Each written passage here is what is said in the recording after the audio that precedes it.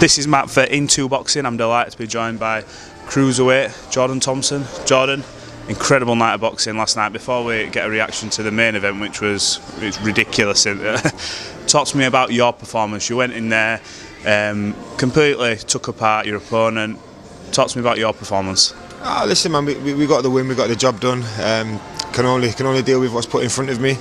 I think the guy just felt a few stiff jabs. I put quite a lot behind him, and then I thought he's just going to keep on running at me. So I thought, let me step back, clip him with the uppercut, and that was all she wrote, man. So listen, I was just happy to get the win.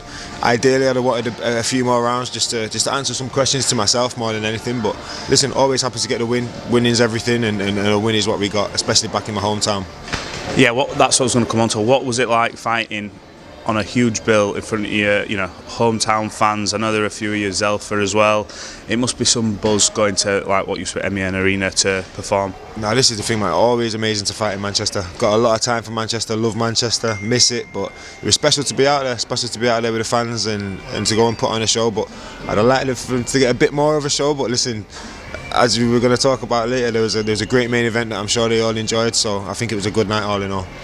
Your opponent, did you get the impression maybe after a few shots he didn't maybe want to be there, or he knew, or maybe the writing was on the wall, because you had that sort of look in your eye where you could see where this was going, and not to doubt his character or anything, but when times get hard, did you sort of get the feeling that he thought maybe this is it, we know what's coming? Yeah, I mean, listen, I think, like I keep getting told from people who hold the pads for me, from people I spar, the power is different, the power is real and the power is raw, and there's bad intentions behind the punches that I throw. There always is. So listen, when I hit him with a jab, I felt it, so I know he definitely felt it, but it was one of them. I mean, listen, not everyone you get in there is going to have as much heart as you, or not everyone you get in there is going to have as much intentions. But listen, at the end of the day, he was ambitious. He came running out, but I just thought, listen, we'll land a few on him and get him out of there. But ideally, I'd have wanted him to get up and crack on, but it was never going to happen. I think he was happy to be out of there, that's for sure. Too near to Christmas time.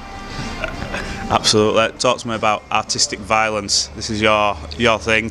It was artistic, and it was absolutely violent. You stuck him with a jab, and you could see the power was there. You seem to not have any sort of throwaway shots to like set anything. It's all like bang, like sharp.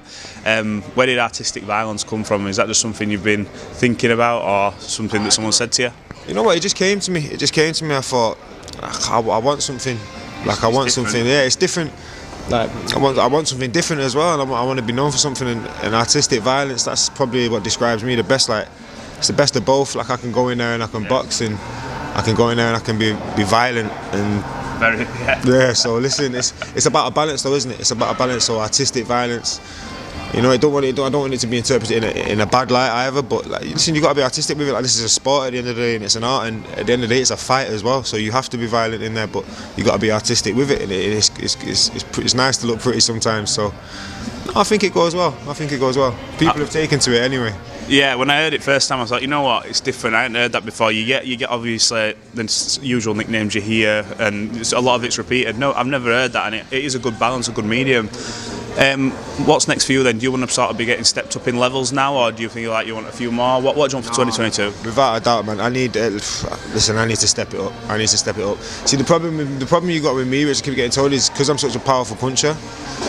It's going to be hard to match me against these guys. So the stepping up I'm just going to have to take those calculated risks, I guess. And listen, I'm more than ready to do that. Don't get me wrong. Obviously, in an ideal world, which we're not in. We're in boxing. This is boxing, We're not in an ideal world. So, but in an ideal world, I'd have needed a good 8-round test and someone to take me in it. But listen, no one at the level I'm at is going to take me to 6 rounds. So we gotta just step it up, take the risks, and I'm past it with flying colours. Anyway, listen, I know myself. I'm a self-assured individual. I believe in myself. I know the work that I put in the gym.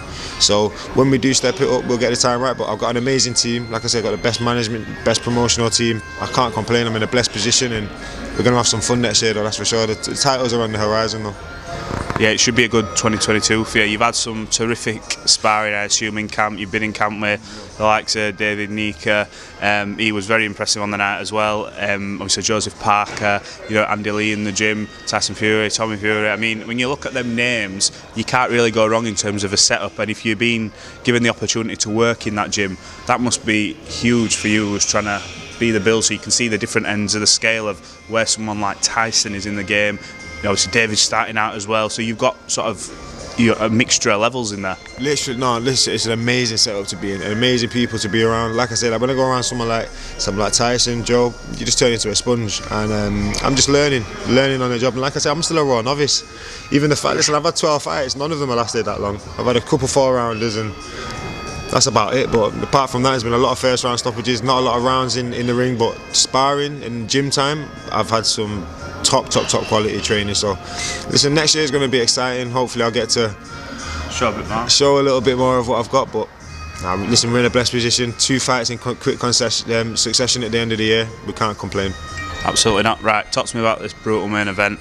I was second row watching that, and some of the punches Derek Chisora took in that fight, it's apart from Wilder knocking down Fury and him getting up in LA, I was completely shocked. His eyes roll back in his head at one point, and then he comes out swinging. Have you ever seen anything like that? Talk me through that fight. Not live.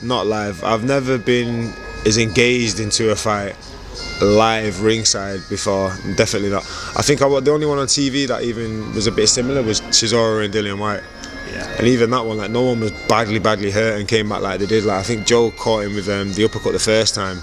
I thought Derek was out. I thought fight's over here. 100% got him. Next thing you know, Chisora comes swinging, throwing the kitchen sink, as he says at him. It was an enthralling battle, and he just couldn't miss him with the uppercut after that. But he kept coming back. It was unbelievable. His recovery powers are just second to none. One durable man is Derek Chisora, that's for sure. He is, and he's a good example of why, I suppose, Floyd Mayweather made it cool to have undefeated, and you market yourself off that, and the younger generation sort of see that as their thing. But what they forget is you've got a guy like Derek Chisora who's now got double-figure losses on his record, will sell 10,000 tickets in Manchester, sell a lot in the O2, and when people were complaining about this fight, I was like, you've got to be joking. Like, there's Joseph Parker, who's only had a few weeks with Andy Lee the time before, showed a little bit of what he can do. Talk to me about his performance, because that's the best I've ever seen him fight, because he looks like someone had just gone like that and unlocked all his skills and said, right. And I think if it would have been a few other people, he might have been able to get the stoppage. Derek being Derek, obviously stubborn. Talk to me about Joseph Parker. Listen, Joe was very special on that night, and I was getting asked before the fight. He was spiteful, and this is what I loved about that fight. He was violent, he was artistic. Listen, I loved that side to Joe, and I think that it was that little bit of spite was missing in the first fight. And I think, listen, he's always had that in him, but I think he just needed that more time to gel with his coach Andy, who's an amazing coach, listen, an amazing tactician. I think they put together an amazing game plan as well. And I think, look at the shots that he was throwing, he couldn't miss with them. So they had the perfect game plan, like the uppercuts, the long left hooks, shooting to the chest. It was a beautiful display, and he was nasty with his punches, man. Which, listen, it's all about being nasty in there, and I really liked his approach to it. Listen, no one can say he jabbed and ran away and got on the back foot. He stood toe to toe with him. He walked the guy down and he f***ed his ass up. Like, it was an impressive performance. It makes for a very good 2022. I'm looking forward to seeing what he's going to do, because that's what I think many of us, especially in the UK, we've been wanting to see that from him. Yeah. But we'll look forward to next year. Anyway, John Thompson, you've been brilliant to speak to. Great fight. We look forward to seeing you getting stepped up and seeing a few more rounds of you next year. Have you got a message to everyone who's supporting you? Listen, thank you to everyone who's supporting me. Next year, hopefully we'll get some more rounds in. But no, listen, it's been an amazing year. Great end to the year. More to come. Stay locked in. More knockouts to come as well. Don't get twisted. We'll step it up, but the knockouts are still going to come. I promise you that. Jordan, thanks for speaking to him too. Thank you for that, buddy.